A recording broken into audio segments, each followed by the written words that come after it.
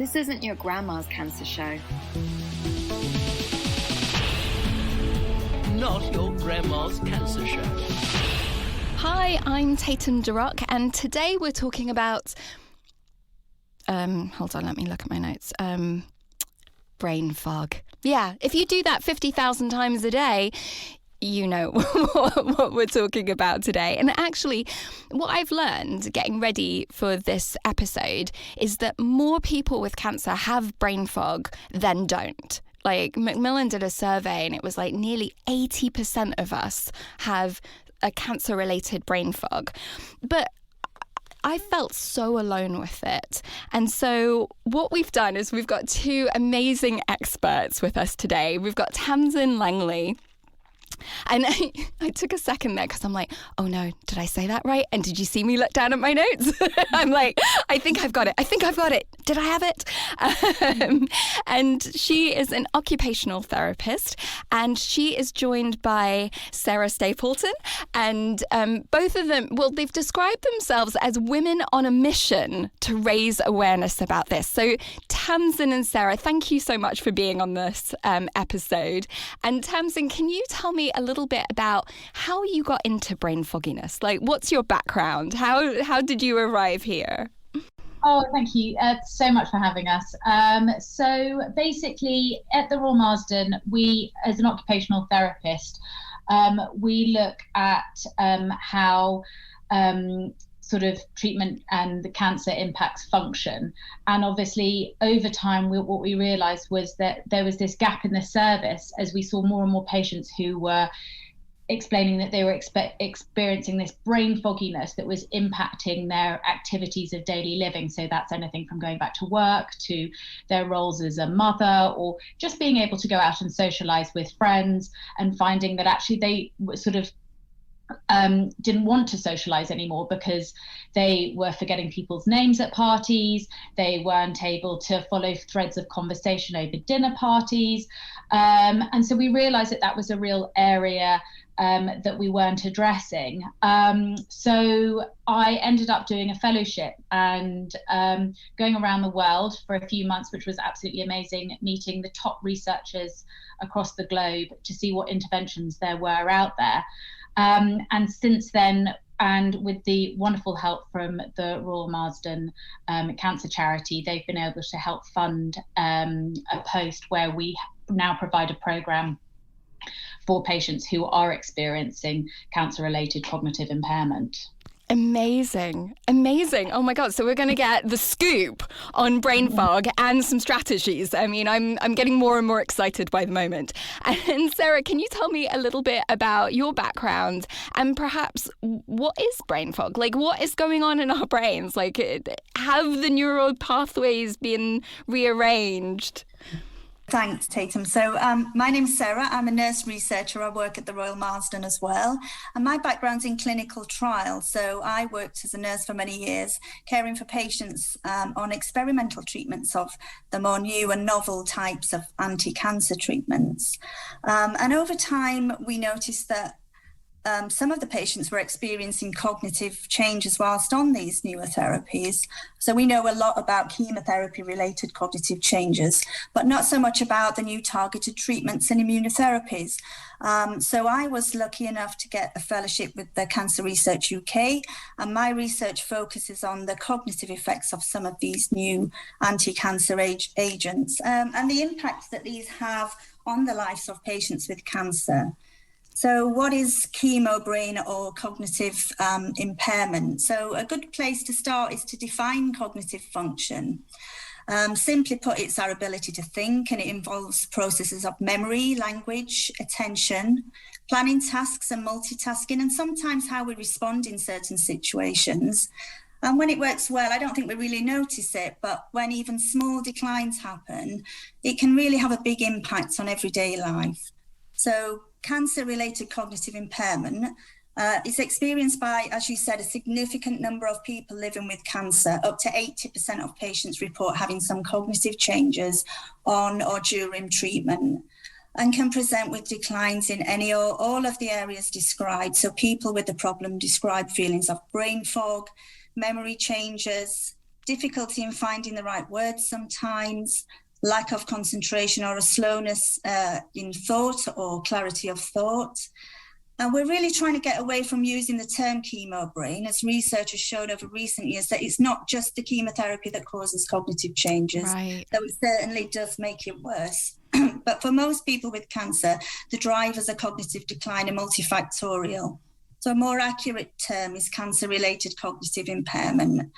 And we know that actually about 30% of patients have cognitive decline prior to starting treatments when compared to people without cancer. So this suggests that there is a pathological process that's happening in the growth of cancer that contributes to this.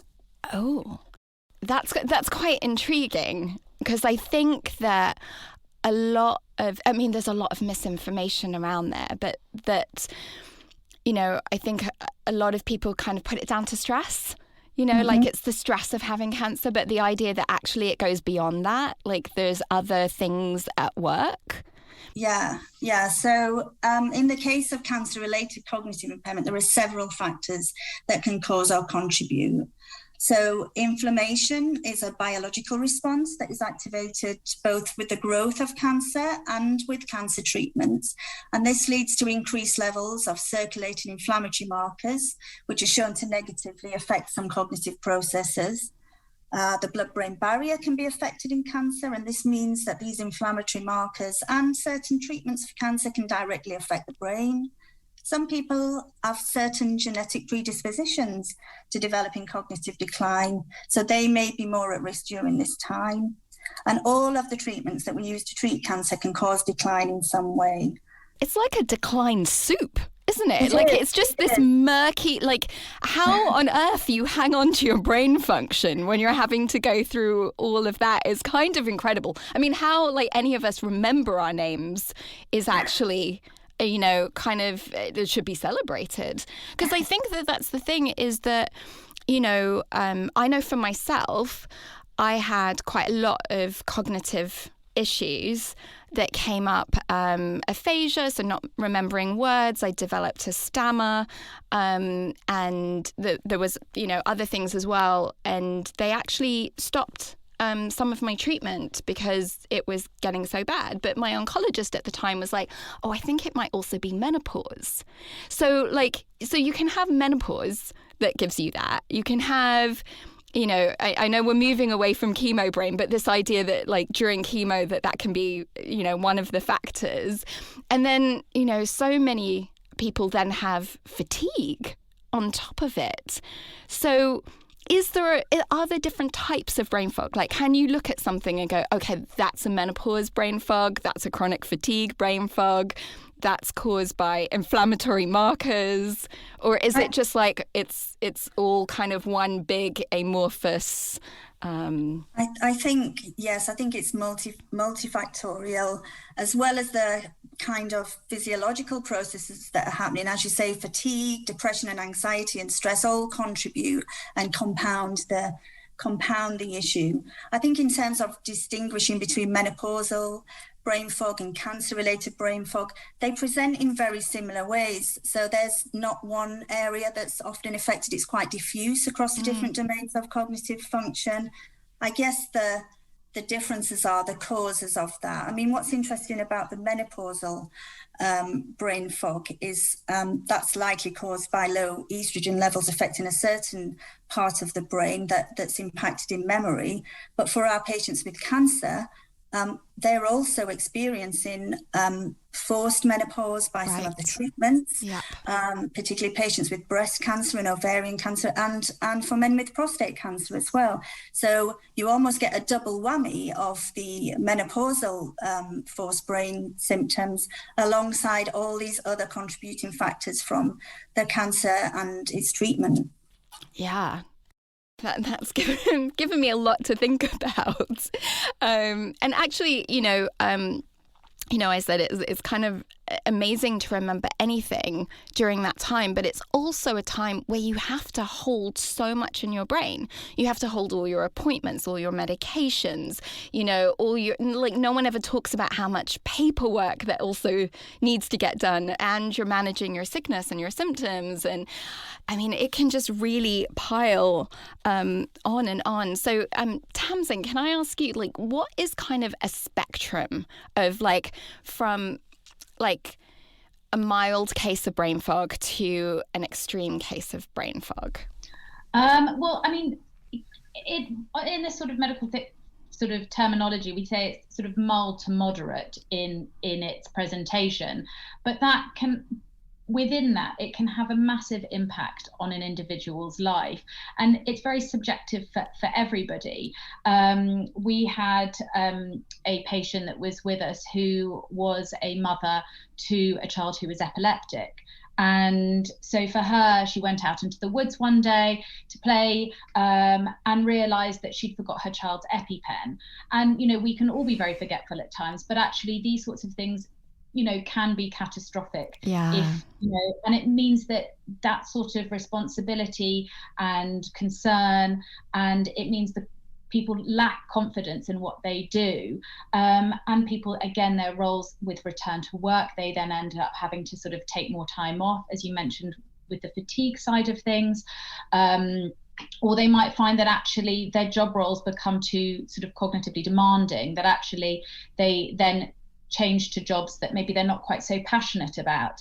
So it's about how much it impacts an individual's quality of life as well. And that's so important, that we obviously try and maintain an individual's quality of life sort of post-treatment or during, living with and beyond treatment, basically.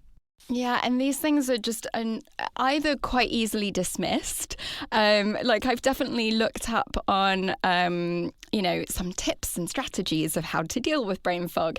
And they seem to be written for people who are in retirement. And that's not to say, again, like that it can have really big ramifications. But for Shine's demographic of people in their 20s, 30s and 40s, like that thing of you might be, at university, you might be hitting your career stride. And as you mentioned, Tamsin, like being a parent, like those kinds of responsibilities, that's more than, make sure that you write a list when you go to the supermarket, that it feels like some of the strategies are not even anywhere close to the things that people are experiencing, especially when they're younger and they're so used to being able to, either multitask, have a lot of responsibility. So they're in that kind of that prime of life. And then suddenly something as simple as, going on a date and you realize you have no idea what that person across from you's name is. Yeah. I think that's the thing there are lots of different approaches and all of which should be used at the same time. So when we think about it, we want to think of a multifactorial approach. And I think the thing is people are very resistant to using things like compensatory strategies, especially when you're younger, because you sort of think, well, I shouldn't have to write things down. Like you mentioned, it's, you associate that more with sort of forgetfulness in retirement age, whereas actually we do it in our everyday lives. Before cancer treatment, we all use our phones to be able to book in appointments or, put in that date that you were talking about, remembering which day that you're meant to meet that person and where you're meant to meet that person. But it becomes so much more when you sort of have to rely on it. Patients sort of really feel that, oh my goodness, like this is something that I really have to rely on now, and it becomes a negative thing, when actually it's really a part of our everyday society.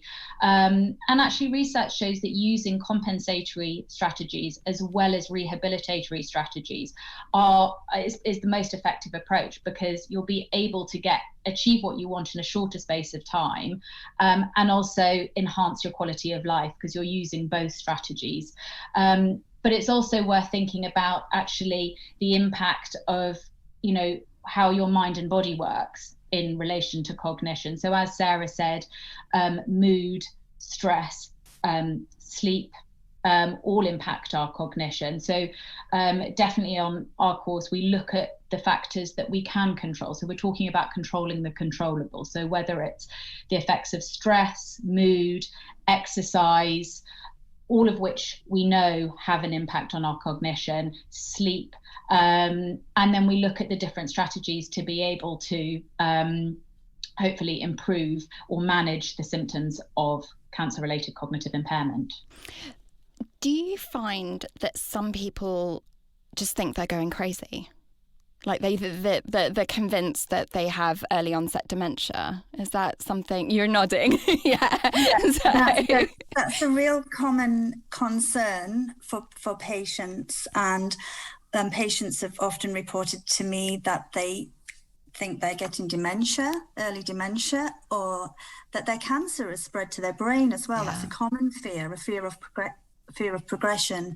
And I guess that's part of the work that we're trying to do, is by helping people understand that this is a treatment and cancer-related problem, that it is transient and for most people will get better. It just provides that reassurance that it's nothing much worse, and that things aren't going to take a downward turn that is progressive as well, because that's the other thing. This is not something that's degenerative. It's something that happens usually for a space of time, and then that will recover as the other lasting effects of treatment recover. Well, that is incredibly reassuring. So that was going to be my next question, was like, is it reversible? Like, do you have to basically think that that it's going to be that way for the... Yeah, that's the good news. For most patients, it's reversible. And that was one of the important take-home messages that we wanted to give within this podcast, that it is. For some people, a small number of people, there's lasting effects and they might need more intervention. But for most people, it does recover beyond treatment. I'm really glad to hear that. Sarah, I want to tell you that there was one time, so I'm also a yoga teacher, so I taught a yoga class, and I'd said my name at the beginning of class and taught the whole class, and at the end someone came up to me and said, what's your name again? And I answered, Sarah. For no good reason. I know. No good reason whatsoever. There wasn't a Sarah around. I hadn't just heard that name. And someone was right behind her that knew what my real name was. And they kind of popped their head up to the side, like, what are you talking about? So I had to admit to her, that's actually not correct. My name is Tatum. And what was like this incredibly humiliating moment at that time, like, how do you actually forget your own name, has liberated me ever since then. Because now when I forget other people's names, I'm like, yeah, I've done it to myself, and people go, oh, I forget my own name, but they haven't actually forgotten their own name, right? Like, they think that there is a tangible difference, because we're all forgetful, but like, when there's something that's actually that one step beyond that cognitive kind of, like, there is something there that's like, there's a barrier that wasn't there before. So Tamsin, how do you communicate that to somebody else? Like, how do you let them know, actually, like, I'm, although I've known you for 10 years, I've just stammered over your name. I've, not done an introduction, or you're talking to me in a loud restaurant and I can't understand, I can't follow the conversation, or however, it's manifesting for you. Like, is there a way that you can tell people so that they understand why you're behaving in a way that's a little bit different than you did before? Well, I think part of the thing is, as healthcare professionals, we need to be better at talking about it with our patients, because I think the one thing that patients can be very aware of are the side effects of treatment. So when you think about, chemotherapy or radiotherapy, there are certain side effects that you would expect. So things like hair loss, nausea come to mind, whereas, you little to no one would expect that you would have this brain fog. So I think we need to start to have that conversation with our patients to normalize it. And then as a society, we can sort of break down those sort of stigmas or barriers. And hopefully, we'll start a little bit here at the podcast to help normalize that conversation, and just being able to explain what it is and what they're experiencing, so that beyond that, people then can go on to explain it to friends, partners, their colleagues, and then we can just start to normalize the subject, really. Yeah. I think that's the thing, and I know there's a move away from chemo brain, but it was like such a succinct little statement to be able to go, oh, sorry, I have chemo brain, or, you know, I can't handle that today, I'm overwhelmed, or whatever, a chemo brain. Do you have any other, like, what is its technical term now? I think the technical term that we like to use is cancer-related cognitive impairment, which is a complete mouthful. Yeah. And if you can find something that was a little less wordy, that would be great. But I think what we want to do with that is be able to sort of encompass the whole sort of terminology when it comes to sort of all areas, basically, when it comes to cognition. So as Sarah said, it's multifactorial. So we don't want to pigeonhole it as, you know, just what chemotherapy has done. You know, there are so many different areas, like as you mentioned, with the menopause and with fatigue, all of these things are going to have an impact on your cognition. So when we talk about it, we want to talk about it as a very umbrella term. Yeah, we just need some snappy terms for it, don't we? Exactly. I was trying to think of like what the initials are. It was like CI, cancer, you know. What was it? C. I can't even remember the initials now. Yeah.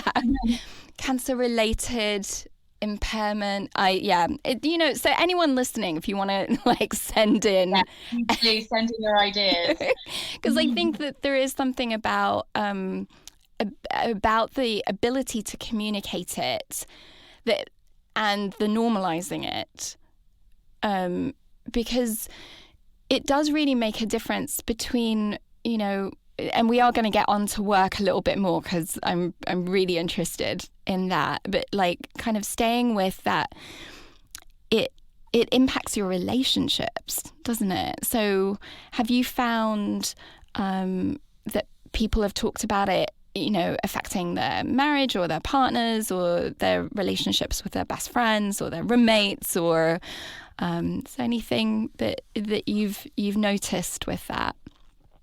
I'm just coming towards the end of my research study, and part of that study was interviewing patients about the impact on their lives. And for most part, the patients' relationships that had been affected were more distant relations, so work colleagues, people that they didn't know so well. It was much more comfortable to discuss the symptom and deal with it at home with very close relatives and partners. It did sometimes cause friction in terms of frustration and with partners, but you know, one patient told me a story about, you know, difficulty with processing speed and finding the right word. And he'd attended his local pub quiz every week for many years with a group of very old friends, but he just couldn't keep up with conversations in a group. He was fine one-to-one, and so despite functioning okay at work and at home, he then had to stop doing something that he'd done for many years, and this distanced him from his friends. He wasn't one of the group anymore. So these are the types of stories that we're hearing about, that even small changes can have a big impact on quality of life. So for this man, it definitely affected relationships, and we hear similar stories to that all the time, really. Yeah, and I can see Tamsin's nodding. Have you heard stories that sort of echo that? Yeah, absolutely. Time and time again, we hear sort of roles, whether it's, you know, as a mother or with their partners, saying that their partners don't really necessarily understand, or that as Sarah said, there's frustration in just the little things because they see it more as just absent-mindedness, when it's actually much, much more than that, and that creates friction, you know, in already, you know, stressful day, you know, and sort of the day-to-day activities that we sort of just get on with every single day become much more challenging with CRCI, and much more effortful. So we really, again, it's all about discussing it with, you know, opening that conversation, understanding, you know, and for family members, whether it's partners or, you know, children or friends, you know, colleagues, understanding what it is and what they can also do to be able to support you. Because I think there's an element of shock. I mean, I know for me, what I was doing when I was diagnosed was I was hosting online talk shows. So I was a chatterbox, you know, I was known for that. I was acting, I was doing like a one woman, you know, I did shows, I did personal narrative storytelling. So I was constantly in front of people, constantly talking. And the idea that I couldn't name something, that I couldn't speak in the way that I had before, had people so shocked that then they teased me, not in a mean like, oh, I'm gonna, but they were just like, like, what are you doing? Like, come on, spit it out. Like, because I developed that stammer and that kind of hesitation and, you know, the quizzical looks, you know, like what, as if you're doing it on purpose. And because it is such a departure from what you were doing before, that I think actually sometimes the people closest to you have the hardest time with you not being the person that you were. And for you, it must really knock your confidence, because although, like you said, it's you know, it's just these sort of slightly jokey comments every once in a while. But, you know, over time, those things are definitely going to, I imagine, have a huge impact on your confidence. And your abilities, which, you know, for someone else, it is just the sort of a light joke. But for you, over time, it is going to knock that confidence, I imagine. Yeah. And, you know, kind of going into the work world, you know, people that have cancer earlier in life have a decline in their earnings. And although I appreciate that that's for many, many different reasons, I do think that one of the things that hasn't been asked of people is about, you know, their cognitive abilities and the ability to do their job. And, you know, are there strategies? Can you still go back to the work that you were doing before, the work that you love, even if your brain isn't working at the same rate that it was? Yes, absolutely. I mean, it may mean that obviously that you might need to make adjustments, whether it's putting in strategies or just looking at, you know, rehabilitation techniques and changing your environment, all of these things. And, you know, an occupational therapist can help you with all of that. And then obviously liaising with, you know, your work and being able to sort of break down the challenges and where your strengths and, you know, where the areas that you're struggling with, and to be able to work around that.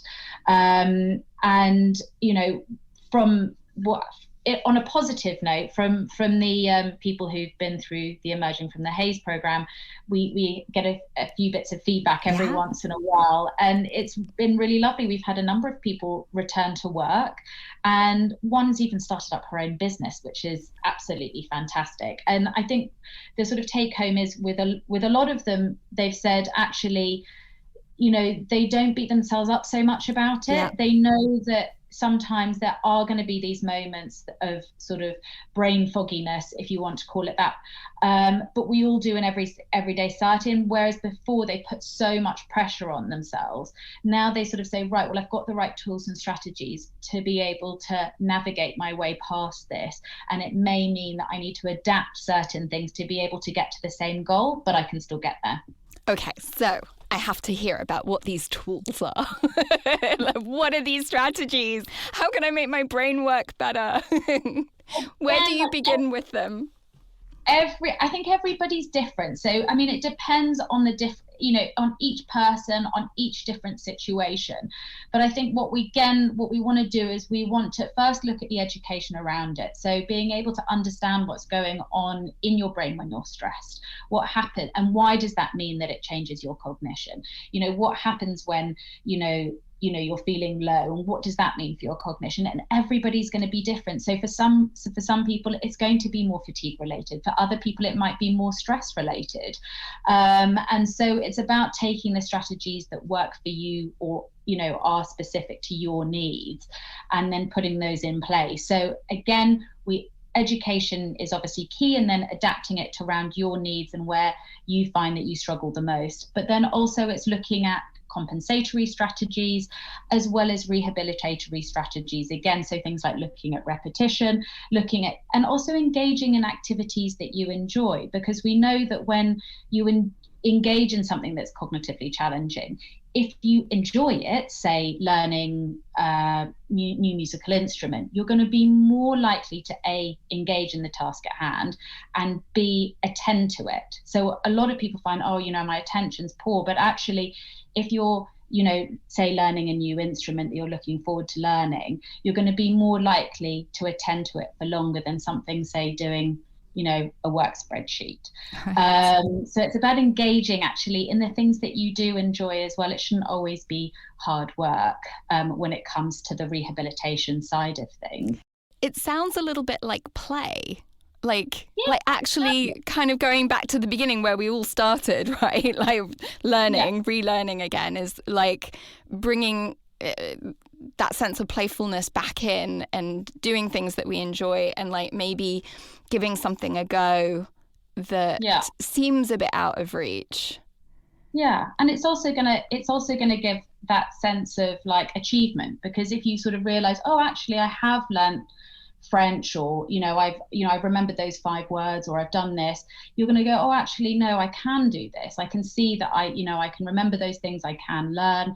But it's also, again, it's learning, looking at the sort of mood and body element as well. So it's really worth focusing on, if stress is really impacting you, that you can put in those strategies such as sort of mindfulness or meditation to be able to help manage the everyday, because we know that stress hormones and adrenaline can be a good thing in increasing arousal and attention. However, there's that tipping point when stress becomes so high that it actually reduces our skill efficiency. Yeah. So we then become overwhelmed, we freeze, we become stuck. And what we want to do is be able to find that sweet spot where you can still be challenged, but not so overwhelmed that you're going to freeze. Mm-hmm. So again, we're looking at different compensate, or different strategies such as sort of mindfulness or meditation, relaxation. That might, yoga is absolutely fantastic as well, just to help with things like stress, to help with mood.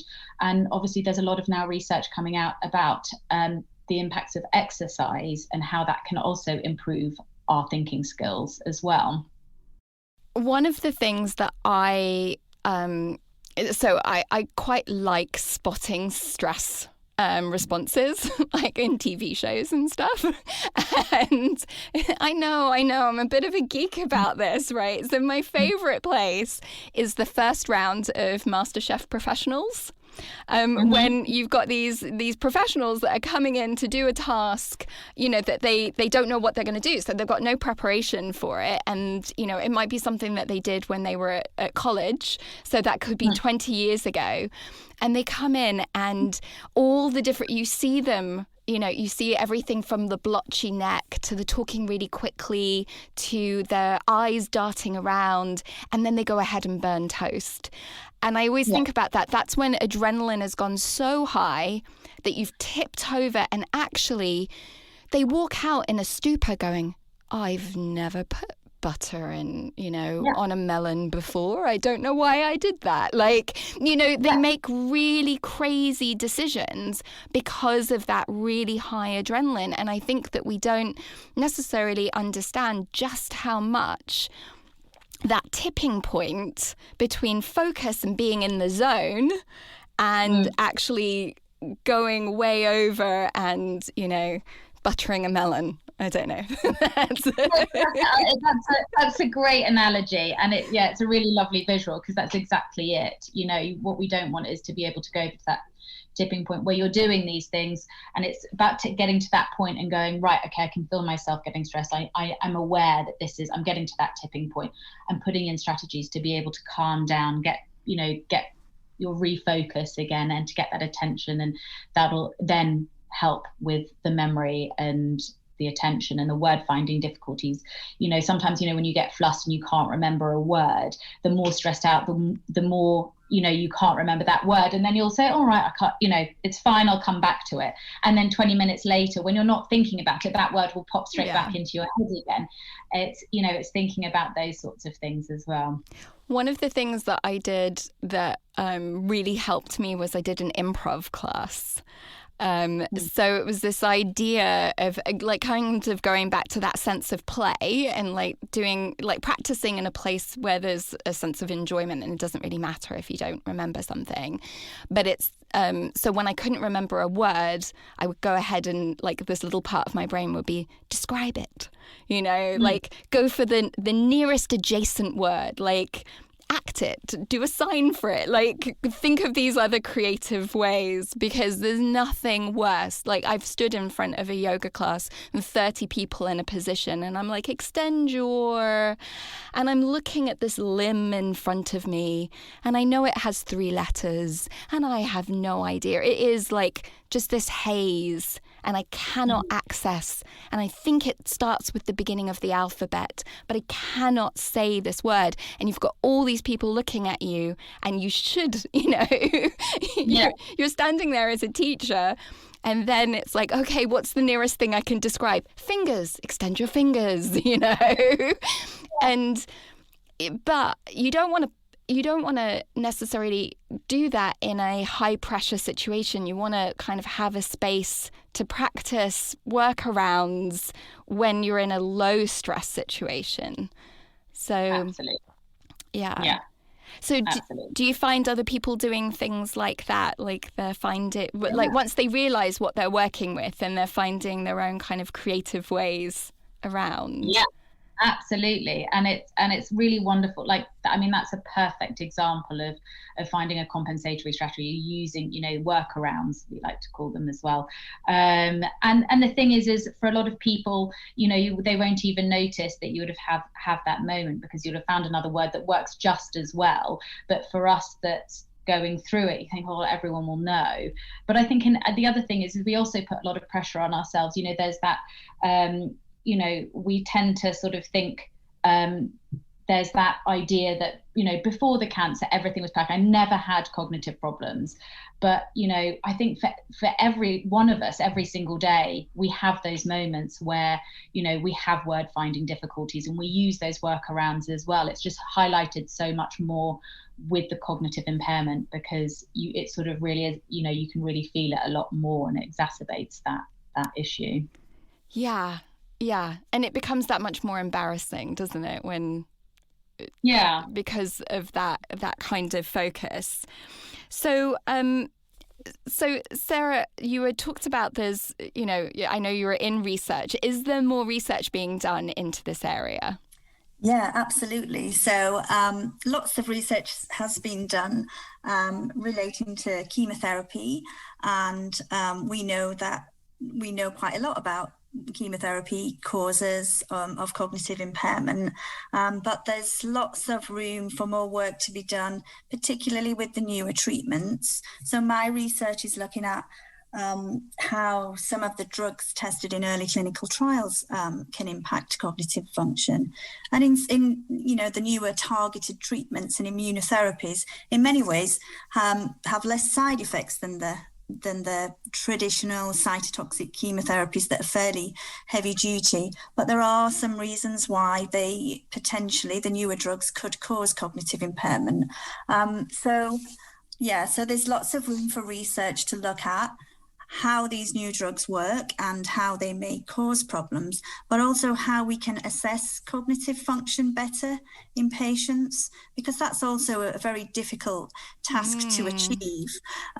So traditionally, cognitive assessments come from a neuroscience background, a neuropsychology background.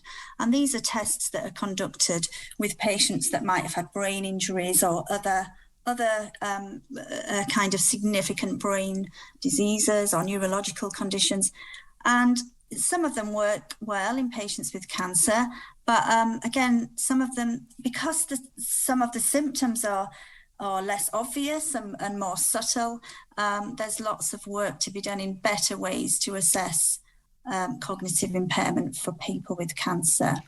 A lot of what we do now is asking the patient themselves. So the tests are objective measures, psychometric tests, and actually they don't often match what the patient's saying is happening to them. So again, there's lots of room for work towards some kind of patient-reported outcome measures. Yeah, I was about to say, like right now, are they kind of relying on self-reporting? Yeah. So if someone is listening to this right now and, you know, they've maybe felt alone, they've maybe felt challenged at work, they've maybe felt really disheartened, or, you know, they've felt a disconnect from friends or partners or anything, like, is there something that you would say is like a first step for them to kind of reframe how they think about this impact on their lives? Really, it's about starting that conversation. And a lot of research shows that just the acknowledgement of the symptom is actually therapeutic in itself. So people having their symptoms validated and knowing that it's actually a real problem and that other people are experiencing it can be the first step towards feeling better and planning and doing something about it. But again, a lot of what we're finding out is that very few conversations are happening between patients with cancer on treatment and their clinicians and their specialist nursing teams.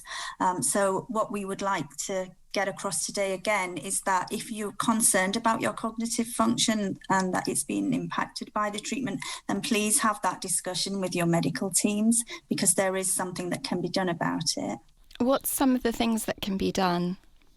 Sarah, you go ahead first and then I'll follow. I was going to say, really, the education surrounding it. I guess it's about different levels of intervention. Yeah. So it's about some simple advice about self-management strategies, but some people might need a more intense level of intervention, and that might be something like referral to someone like Tamsin for the psychoeducational program, or some more tailored management strategies for that person. Tamsin, you can. Yeah, no, absolutely. You answered all my questions. I'll answer the question perfectly there. So yeah, absolutely, definitely to talk to sort of the medical team about it, and then they can refer to whether it's it's an occupational therapist, or it might be that they pick up that it might be that it's more stress related, and that there are maybe other interventions that are first line that need to be addressed, or mood related that are first line before that may resolve on their own with other interventions before you come through to an occupational therapist or come through to the sort of a program like the Emerging from the Haze program. I think for any patients of the Marsden out there, there is this service out there, but unfortunately not every hospital has that yet. But I know that Maggie's cancer charity in West London, I think they're looking to be able to develop their own programme by the end of the year as well, for anyone who is also interested and feels that would be helpful. Yes. And myself and Sarah will be producing some more information, hopefully, that will be available later in the year, that can be accessible to anyone. Where would that information be? Online or? It will be in the Royal Marsden Patient Information Library, okay. But that can be accessed through the Royal Marsden website. That's really cool. And so hopefully when the videos are created and uploaded, we will be putting the information out on the Royal Marsden Twitter feed. Fabulous. So keep your eye out for that. Yeah, I've found that, that normalization of it, it's, you talked about that having a therapeutic effect and people coming to shine. That's one of the things that is just so lovely, is that you meet this new group of people and there is zero expectation to remember anyone's name. Like, everyone's so relaxed with that. And everyone gets it, and actually having that time around other people. And, so many of our things have been on Zoom recently. So we obviously have cheated with reading the names on the screen. Although every so often someone will come in using someone else's computer, and that's when you realize that you actually don't remember their names. But it's so lovely that you can joke about that, with everyone, and everyone laughs because they understand, and I think that laughter is so different. And laughter is really, really important within that. We talk about that within sort of the therapeutic element to it, being able to love it, it helps on various levels, from mood to be able to that bonding with other people. Definitely within our groups, we see it time and again, that relief when people meet other people and they say, oh, I did this stupid thing, or I did this silly thing, and someone goes, oh my God, I did that last week and I didn't think that anyone else would be able to understand, and it's, people bonding within that, and meeting other people who are experiencing the same thing. So whether it's, finding, online groups or, books about it, there is information out there. Unfortunately, not as much as we'd like, but hopefully we're getting there. Oh, it sounds like you really are on a mission to change this, and so thank you very much. What it sounds like, and correct me if I haven't quite gotten all of this, but if someone is experiencing that, so maybe kind of reaching out to maybe other people that have it, if it feels like it's getting worse or it's unmanageable, it's like impacting their life, talking to their team, seeing what potentially might be a pathway. And then it seems out of the two pathways, there's sort of a looking at whether it's stress. And like, I think there's a lot of, again, kind of people think like, if someone says, oh, it's stress, that it's somehow they're not doing it right? Like, oh, I guess I'm failing at handling this, life-threatening illness. And, we tend to think like we're going to give ourselves a break, but we don't. We pile on the pressure that we should be perfect at it. But actually stress is also caused by that lack of sleep. And most people, I would say, post-cancer, are not sleeping for any number of reasons, from temperature regulations to, whatever it is that's like waking us up 1,000 times during the night. And that stress is that accumulation of maybe medication on the body, that stress isn't, it comes under this umbrella, but it isn't like a sense of you're not doing it right. But actually, it sounds like if that is increasing the fogginess, then it's like looking at those things. And if, you are sleeping pretty well and you are exercising and your mood is pretty good and like all those things, then it's looking at the strategies of self-management. Yeah, and they sort of both go hand in hand as well. Like you said, a lot of the strategy, with this umbrella term, a lot of the strategies cross over each other anyway. So you're absolutely right when you say, you sort of hit the nail on the head when it comes to sort of, one impacts the other. So it's about looking at it as this umbrella term, and, all the different, symptoms and these sort of effects that, causes and effects, and, whether it's stress or fatigue or the fact that they're interlinked, and looking at the different strategies for both to be able to sort of help. Brilliant. And I think it's also important to add about stress that whilst, yes, it can impact the symptoms and make them worse, no one's expecting people to manage their stress levels to zero, because going through cancer is the most stressful thing that will happen to you in your lifetime, hopefully. And it's perfectly normal to feel stressed and out of control and overwhelmed whilst going through cancer treatment, and actually some time after as well, because that's often when it hits people, isn't it? So I think we just need to also be mindful not to feel too much pressure to manage our own stress levels when we're going through this awful situation, or a situation that can be awful. One of my favorite things is blame it on adrenaline. Like, I like to blame everything on adrenaline. Like, that wasn't me that got irritable. That was adrenaline that did that, because actually our bandwidths do become shorter, what we're able to tolerate and deal with. And, sometimes that can be really frustrating. So I think it's nice to have an external thing to blame it on. And I think adrenaline has a lot to answer for. Thank you so much to both of you for the work that you're doing and for coming here and sharing all your insight with us. Thank you, Tamsin. Thank you, Sarah. Thank you so much. Thanks for having us. And thank you to the wonderful radio facilities for recording and sponsoring our podcast. And thank you to all of you who are listening. If you like what you heard, you want more of it, and you want to make sure that other people also get a chance to hear it, we would love you to like, to subscribe. Basically, it bumps us up and more people can hear us. And if you have ideas for the podcast, by all means, send them in. My email address, I had to look down to see what my email address is. Yes, I have, these are my self-strategy, my self-management right here. Is tatum@shinecancersupport.org.